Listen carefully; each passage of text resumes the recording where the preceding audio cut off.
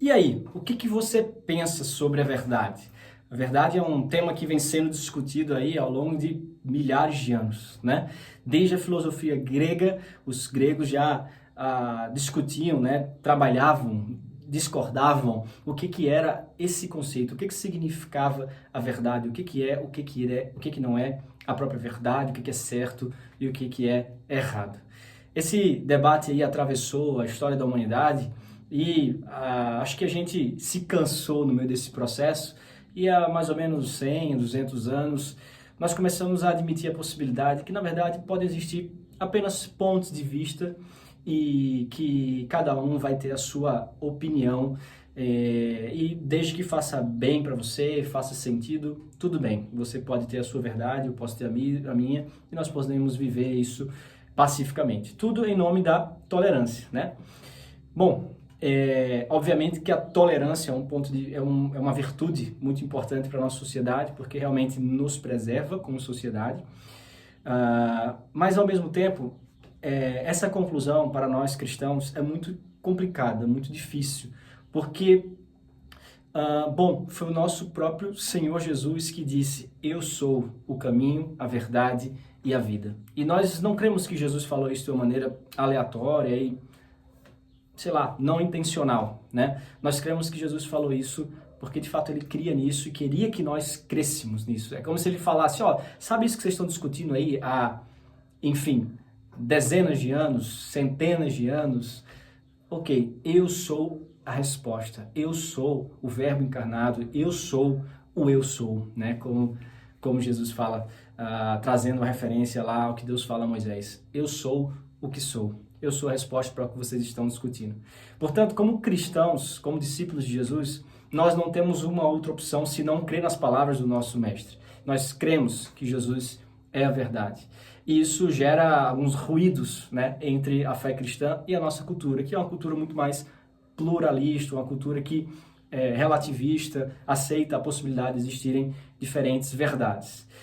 E aí é onde entra a nossa questão, né? Bom, a gente vê aí debates intermináveis a respeito disso, o que é verdade, o que não é, e muitas vezes estudamos assuntos aprofundados sobre isso, sobre filosofia, teologia, psicologia, as ciências naturais, apologética, né, para que a gente possa defender as razões da nossa fé. E, obviamente, isso não é nenhum problema, né? O próprio apóstolo Pedro fala que nós devemos estar preparados para apresentar as razões da nossa fé quando nos perguntarem. Não há nenhum problema em falarmos isso, já que a sociedade demanda isso de nós, né? Por que vocês creem nessa mensagem que parece absurda, né? O absurdo da pregação, como diz o apóstolo Paulo, né? Sobre um servo sofredor por meio de quem toda a humanidade é salva, né? Por que vocês acreditam nisso? E, bom, realmente nós precisamos explicar as nossas razões. Mas o meu ponto aqui nesse vídeo é que, embora esse seja um caminho possível, o caminho da racionalidade, da intelectualidade, para que nós possamos dizer que Jesus é de fato a verdade, nós não podemos esquecer que um capítulo antes de Jesus dizer que ele era o caminho, a verdade e a vida, ele estava preocupado, ou melhor, estava ocupado em lavar os pés dos seus discípulos. E ele faz isso de uma maneira muito inaugural na história da humanidade, em que o mestre lava os pés dos seus discípulos e diz: eu sei que eu sou superior a vocês, mas eu estou me rebaixando e lavando os pés de vocês. Agora vão e façam a mesma coisa. Amem-se uns aos outros, sirvam uns aos outros. Essa é a essência da mensagem cristã, né? E não apenas um capítulo anterior, como também um capítulo depois. Jesus está se preparando para ser crucificado, para ser oferecido ao mundo como resgate por mim e por você, pelos inimigos dele, né? Nós, a princípio, éramos inimigos de Deus e Deus propiciou um caminho por meio de Jesus para que nós pudéssemos ser resgatados. É nesse contexto que Jesus diz: eu sou a verdade. O que eu quero dizer com isso? Jesus ele não vai por um caminho intelectual, Jesus não vai por um caminho de uma argumentação racional para provar ao mundo que ele era a verdade. Jesus usa um outro método. Jesus usa o método do amor. É como se ele estivesse vivendo ali com seus discípulos durante aqueles 3 anos de uma maneira tão diferente, tão inovadora, tão inexplicavelmente sobrenatural, que ele não precisasse argumentar mais nada. Depois que eles viram tudo que viram, ele olhava para si, ele olhou para si e disse: eu sou a verdade, eu sou o que sou. É por causa disso, é por causa disso que vocês viram que eu posso dizer que eu sou a verdade. E aí os apóstolos têm o trabalho depois de consolidar essa mensagem e, enfim, evangelizar e falar para as pessoas tudo aquilo que eles tinham visto e ouvido.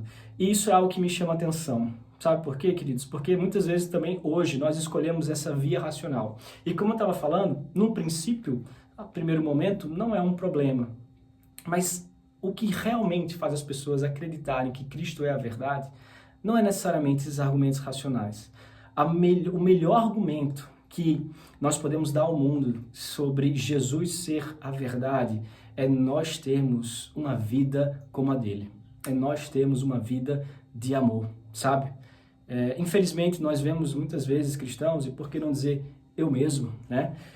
Às vezes perdendo a cabeça em discussões e às vezes insultando pessoas e humilhando outras e fazendo ironias, chacotas, quando na verdade nós não fomos chamados por Jesus para isso. Nós somos chamados por Jesus para, após termos sido agredidos, dar a outra face. Nós somos chamados por Jesus para perdoar 70 vezes 7 no mesmo dia. Nós somos chamados por Jesus para entregar a túnica quando nos tomarem a capa. Sabe, é esse tipo de vida, é esse estilo de vida que vai mostrar às pessoas que nós somos realmente de um outro mundo. Porque nesse mundo isso não faz o menor sentido. E se nós somos de outro mundo, se nós vivemos, agimos e reagimos de uma maneira completamente diferente, talvez é porque de fato existe alguma coisa totalmente diferente, a verdade, que as pessoas ainda não conhecem. Então, queridos, o que eu queria fazer é essa provocação. Por mais que nós realmente não devamos abrir mão daquilo que cremos ser verdade, mesmo que o mundo pluralista hoje se ofenda, por mais que a gente faça uma discordância pacífica, admitindo que façamos uma discordância pacífica e mesmo assim o mundo se ofende, bom, que a gente possa oferecer o método do amor como argumento, sabe? Que nós possamos ter uma vida tão diferente, tão estranha e ao mesmo tempo tão bela, que faz as pessoas crerem que aquilo que a gente está vivendo e falando é de fato fruto da verdade que nos alcançou. A gente não deve usar métodos não cristãos para pregar a mensagem cristã. Não existe nada mais falso, nada mais tosco, nada mais moralista do que um cristão falar sobre a verdade de Deus, xingando as pessoas, perdendo o controle, sem o menor domínio próprio. Bom, assim a gente não vai conseguir revelar ao mundo quem Deus é, quem Jesus é. A gente precisa ter a mente, as atitudes, as afeições, as emoções como a de Jesus. Se a gente não fizer isso, a gente vai falhar na nossa missão. Espero que você tenha gostado e a gente se vê aí nos próximos vídeos.